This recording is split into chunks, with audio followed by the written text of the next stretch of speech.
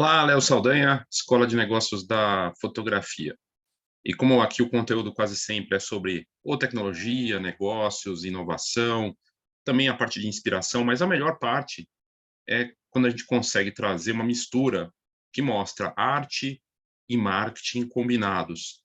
E é bacana isso, porque existe uma falsa noção, muitas vezes, de que o artista, seja ele um pintor, um fotógrafo, um cineasta, ele não tem a visão de marketing ou de negócio. Quando, na verdade, a gente vê histórias fascinantes da vida real, né, com exemplos de artistas famosos, tanto na fotografia quanto fora dela, que souberam usar esse lado artístico combinado com a veia de negócios e do marketing. E aí eu vi uma matéria muito bacana que saiu. Essa matéria aqui é da Valor Econômico, saiu aí na última semana. A mulher que fez o marketing de Van Gogh. E aí fala aqui da Johanna Van Gogh Bonger, né, que viúva aos 28 anos, e aí a matéria fala como ela transformou 400 telas sem qualquer valor de um pintor rejeitado, internado várias vezes em sanatórios, em um dos maiores fenômenos da arte moderna. Um desafio, e tanto para um profissional de marketing, numa época em que a palavra nem existia. Interessante, né? E aí aqui fala que no final dos anos 1800 foi a tarefa que a Johanna Van Gogh Bonger, viúva aos 28 anos de Theo Van Gogh, com um filho de 6 meses para criar, batizado Vincent, em homenagem ao irmão mais velho do pai, né? Não era fácil a vida para uma mulher sozinha naqueles tempos, mas ela não se desesperou. Em primeiro lugar, compartilhava com Theo o sentimento de que a obra de Vincent era valiosa. Acreditava que o produto que tinha em mãos em linguagem mais atual. Só precisava de uma estratégia e persistência para colocar no mercado de artes, do qual, como professora de línguas, tinha pouco conhecimento, mas havia aprendido algo com o Theo e os amigos dele. Bacana entender aqui o seguinte, o que é muito interessante dessa história. Primeiro, a visão da importância de uma estratégia, de traçar um plano, de ter um caminho, muito bacana. A segunda questão dela ter buscado entender e acreditar no produto. A gente só vende aquilo que a gente acredita ou conhece muito, e ela foi buscar fazer isso. A matéria é bem interessante porque ela me deu curiosidade de entender mais sobre a Joana, e principalmente porque eu consegui encontrar outra matéria muito interessante do The Information da França, que traz mais profundidade na abordagem. Mas eu achei interessante o seguinte: o marketing, sim, ele se combina com a arte, seja na pintura, na fotografia. Eu trouxe aqui a história do Robert Capa, que nem se chamava assim, e que ele, junto com a Gerda, né, o Thomas, que era o nome dele, foi lá junto com a Gerda e criaram um personagem que vinha de Nova York, eles nem eram de Nova York, um fotógrafo meio misterioso. Eles criaram uma história, uma história. Hoje, talvez, isso até seria encarado como de uma forma nociva, né? De ver essa coisa do marketing ser autêntico. Mas naquele tempo era outra coisa, né? A gente está falando aí no caso do Capa, ali nos anos 30, alguma coisa assim, e um tempo em que o marketing ainda estava também engatinhando, estava começando. Mas nessa história aqui do Van Gogh, né, e da Johanna Van Gogh Bonger, né, que é, foi tentar fazer de uma forma e conseguiu construir essa valorização do artista e tornar o que ele se tornou, ajudar nessa divulgação. E aí o que a matéria aqui traz, aqui fala que ela foi que ela precisou de tempo, né? Sabia que ia precisar de tempo. Então aí é um ponto chave também. Nada no marketing vai funcionar de um dia para o outro. Não existe isso. Por mais que você seja um grande artista, por mais que você tenha um produto, um serviço, a sua marca como empresa, se você de repente é uma empresa de fotografia, né, ou você é um laboratório, uma loja, ou você é um fotógrafo que tem um trabalho incrível e acha que do dia para a noite vai fazer sucesso. Quando a gente vê as histórias de quem de fato combinou influência e legado, estourou, é uma história de sucesso de 10 anos, é uma história de sucesso de 20 anos. Leva tempo, dá trabalho, é algo que começa pequeno e vai crescendo, é do orgânico para se tornar algo reconhecido. Não é assim que funciona, assim de ser rápido. A gente está vivendo uma sociedade das coisas muito rápidas, em que as pessoas pegam um vídeo desse aqui e elas não conseguem assistir muito tempo do vídeo. Ah, porque vídeo tem que ser super curto. Eu sei, eu tenho feito estratégia de vídeo rápido, mas as coisas levam tempo. As coisas boas têm conteúdo, as coisas boas têm consistência, e é um trabalho de planejamento. Então, é fundamental esse pensamento, estudar isso e buscar isso de uma forma construída, né, com planejamento. E aí aqui fala dela, ela foi cortar custos, porque ela tinha os quadros que ela estava tentando levar, né, depois da morte de um depois do cunhado, né, teve a morte do cunhado e do irmão, e os dois ali não estavam mais juntos, ela tinha que fazer esse trabalho, ela tinha que tomar uma providência de cortar custos. Então ela mudou de casa, teve que reduzir, montou uma pousada, colocou as obras ali e teve contato com o meio artístico, então ela foi conhecer a cultura, conhecer o público, o mercado que ela queria atuar, e se relacionou. Ela foi estudar sobre arte em revistas, jornais de arte, e participar de conversas de críticas de arte, com pintores. Então, antes de sair de Paris, ela tomou a decisão que se mostraria sábia, que, como diz a matéria, ela recusou uma oferta de um pintor e um crítico, e ficou com as telas para ela, preferiu enfeitar as paredes da pousada, em Bussum, né? E também pensando já em como ela ia comercializar essas obras. E isso se mostrou muito acertado.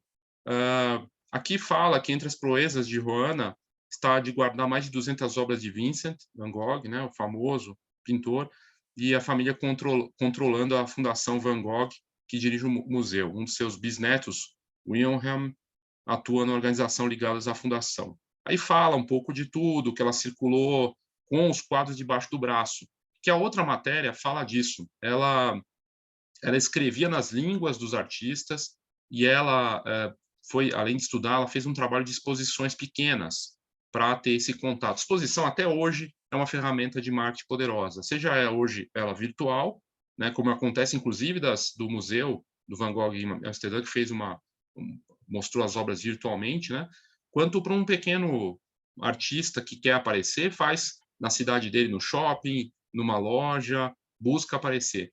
A exposição, mostrar o trabalho, atrai pessoas que são possíveis compradores, gera notícia, gera o contato, gera o buchicho, é uma forma de fazer marketing poderosa. E ela fez isso, ficou ali trabalhando. Foi um trabalho de tanto tempo que ela levou muito tempo para conseguir levar para uma galeria e conseguir incluir numa galeria depois de um bom tempo, né?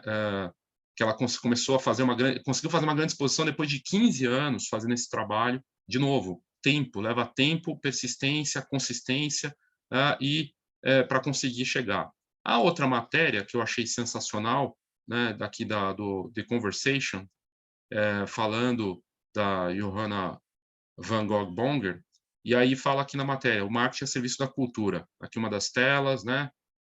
E aí aqui fala, uma das únicas pinturas que o pintor teria vendido em vida. Tem muito dessa coisa que o Van Gogh tinha transtornos, né? Que não teria tido tino para essa coisa. A matéria aqui traz uma visão diferente. Ela fala que tem essa visão do Van Gogh, era uma vez Vincent Van Gogh, a partir do pintor, né, dali dos Países Baixos, a partida do pintor dos Países Baixos para a Bélgica e depois para a França, onde ele se estabeleceu em algumas cidades da França, a correspondência com o irmão e uma dependência financeira. A discussão com Gauguin, e a orelha decepada, aquela história toda, e a criação prolífica de 870 pinturas, mais de 1.000 desenhos, e 2 pinturas teriam sido vendidas em vida. Então, ele se suicidou no final de julho de 1890 e morreu sem ter o reconhecimento em vida. Aí morreu pobre, mal interpretado, atormentado, e hoje as obras são vendidas por milhões de dólares. Aí a matéria, de forma fascinante, traz aqui. Era uma vez outra história. O de Vincent van Gogh, com seu irmão Theo e sua cunhada Johanna. Um trio com forte perspicácia nos negócios. Essa é a tese apoiada pelo pesquisador Walter van der Veen, cujo título do ensaio publicado em março, isso é em 2018, tá? Uma matéria de 2018, Van Gogh's Capital, ou como os irmãos Van Gogh se saíram melhor que Warren Buffett. O autor retrata os irmãos como empresários afiados e experientes, mais astutos do que o investidor conhecido, né?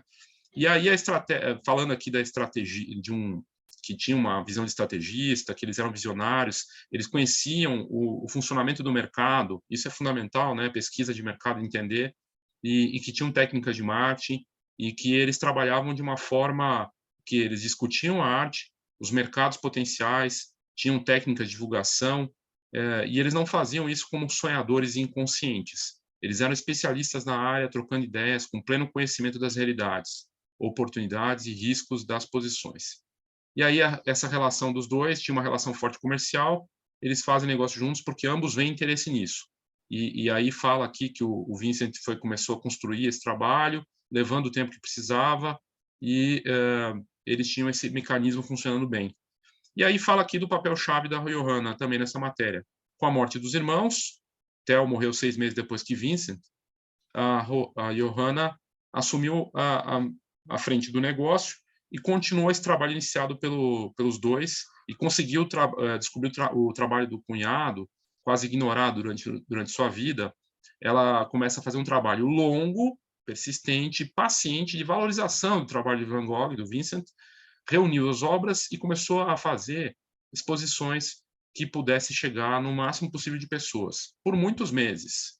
Ela pensou em uma estratégia séria para que as pinturas começassem a circular, pequenas exposições, como ela aconselhava em suas cartas, como ele aconselhava em suas cartas para a Theo. Então ela pegou essa ideia, e aí aqui diz a matéria que ela tinha um caderno chamado Trabalho de Van Gogh. Ela escreve regras, datas, estabelece um plano de ação, um trabalho planejado, que ao longo do tempo foi preenchido com novas visões, novos cálculos.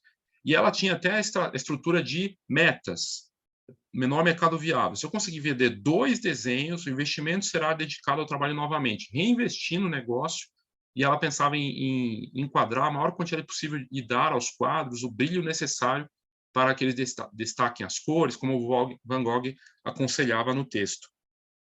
E aí fala que ela lançou as pinturas com uma grande inteligência e provou ser uma mulher independente, ousada, com grande tino comercial e diplomático.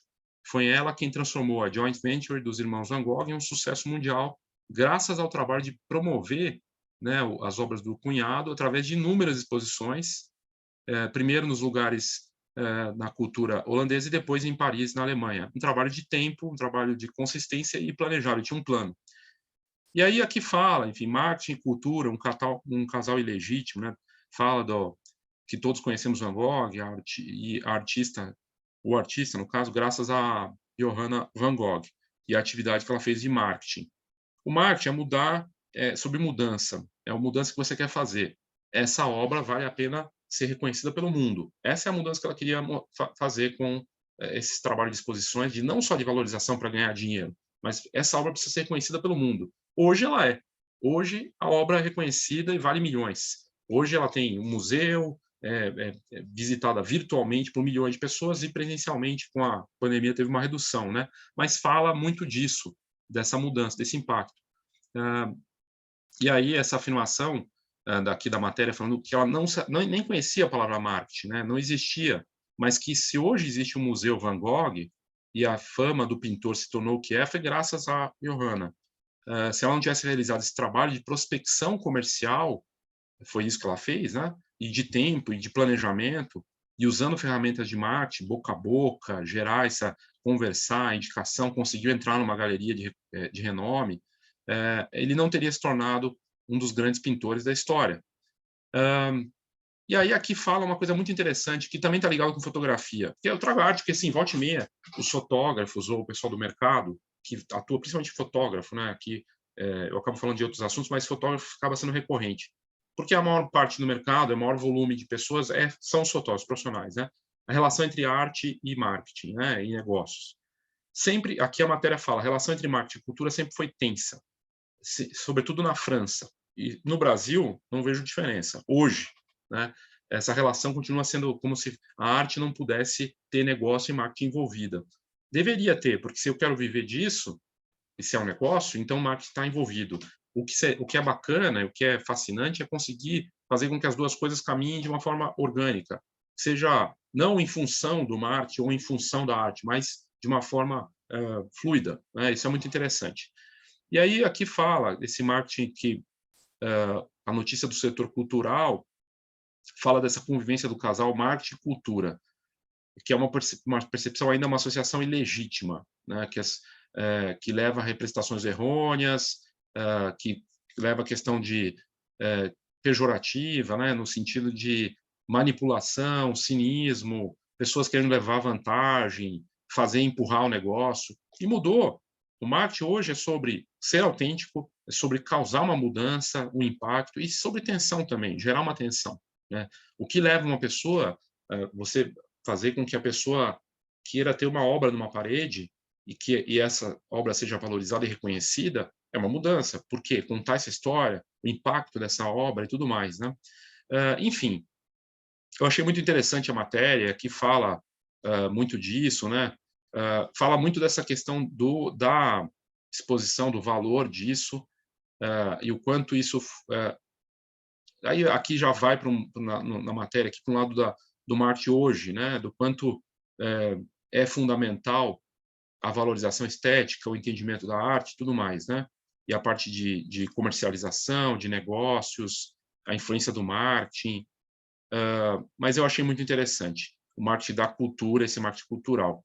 E a história da Johanna aqui, né, colocada nessa história do trabalho que ela fez, tem tudo a ver com o que eu acredito no marketing, que tem uma história, tem o valor, tem o conhecimento do produto, o trabalho de formiguinha, um trabalho que é mais orgânico, um trabalho de conhecer o mercado, de criar um plano, de pensar na estratégia, de desenvolver isso de uma forma completa, e que não vai ser do dia para a noite, que vai levar tempo e que é desafiador nesse sentido, mas é assim que é. As histórias que se destacam, que conseguem, normalmente são assim. Porque você pode até conseguir viralizar alguma coisa, fazer sucesso estrondoso ali rapidamente, mas da mesma forma que veio, some. O trabalho de artistas que são consistentes e que vão ficar como legado, esses envolve realmente tempo. E claro que a obra de arte em si, a arte gerada, ela tem que ter o seu valor também. Como a Johanna, no caso, ela percebeu esse valor, né, e sabia desse valor e acreditou no produto para ir buscar isso. Eu achei fascinante, eu achei que vale a pena trazer essa história aqui. Eu vou deixar o link da matéria do The Conversation, mas tem que colocar a tradução para você ler, mas achei que vale a pena. A outra do Valor Econômico estava aberta, depois fechou, não sei porquê, mas falta informação do Valor Econômico. E gostaria de te lembrar sobre o plano de marketing, que é justamente da mesma ótica do que eu acredito. Você não vai fazer um plano que vai deturpar o que você acredita, e você também não vai fazer um plano que ele é fechado, que não pode mudar. Planos são feitos para a gente ter um norte, saber onde a gente quer chegar, ter objetivos, estabelecendo metas que você consegue mensurar. Ela falou ali de vender 2 quadros, né, no momento que nem valia, de sabendo do que ela precisava fazer, né, nesse trabalho, é estabelecer essas metas mensuráveis, mas é saber do objetivo. Talvez ela nem pudesse imaginar que seria o que se tornou, dessa forma gigantesca e mundial, né, de uma marca da arte reconhecida na história e que hoje vale milhões. Mas ela tinha um sonho e ela estabeleceu um objetivo, claro, e foi atrás disso. E não foi do dia para a noite. Então, o plano que eu desenvolvi, o plano de marketing, é sobre um trabalho que você começa, define os objetivos, ajusta, retoma, refaz, mas você coloca a mão, tem teoria, mas tem prática, e eu acredito muito que pode fazer a diferença para você. Querendo saber mais, aqui na descrição do vídeo ou nas notas do episódio, tem o link para você adquirir o seu. Ok? É isso. Obrigado e até a próxima.